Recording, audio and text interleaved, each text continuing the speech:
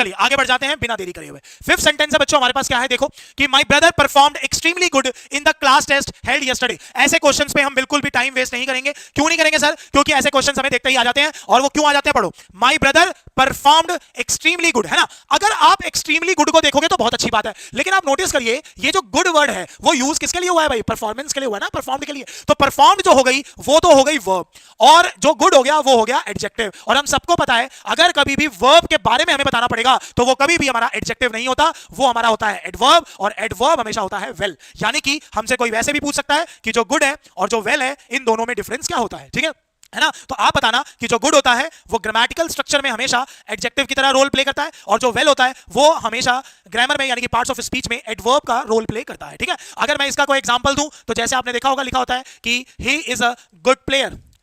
क्या लिखा हुआ है? He is a good player. और इसका एग्जांपल लिख देते हैं जैसे कि ही प्लेड वेल।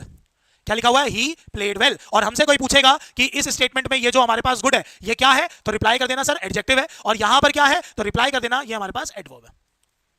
क्या है? ये हमारे पास एडवर्ब है। अच्छा, यहां पर ये क्वेश्चन सबको समझ में आया भाई? क्योंकि मैं अब आपको इसका एक क्वेश्चन देने जा रहा हूं। हुआ? क्लियर हुआ? चलो एक क्वेश्चन ध्यान से सुनना।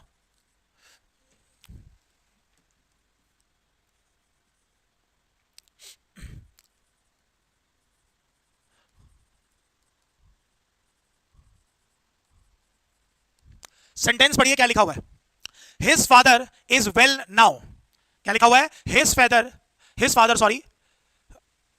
Father is well now. एक बार और देखते हैं भाई, जरा ध्यान से सुनना। क्वेश्चन क्या था हमारे पास? My brother performed extremely good, ठीक है ना भाई। आप नोटिस करो ये जो गुड वर्ड है ये किसके लिए आया? क्या यहाँ पे गुड बता रहा है ब्रदर को? नहीं सर, यहाँ पर ये जो परफॉर्मेंस करी गई थी उसके लिए बताना चाह रहा है कि भाई जो परफॉर्मेंस थी वो बहुत अच्छी थी। तो परफॉर्मेंस क्या हो गई भाई? वर्ब। आप हमेशा ध्यान रखना अगर कोई वर्ड वर्ब की डिटेल देता है यानी कि किसी वर्ब की डिटेल देता है तो वो एडवर्ब होना चाहिए, और अगर कोई बंदा नाउन और प्रोनाउन की डिटेल देता है तो वो एडजेक्टिव होना चाहिए। और कोई पूछे गुड और वेल में क्या फर्क होता है, तो गुड होता है एडजेक्टिव और वेल होता है एडवर्ब, ठीक है।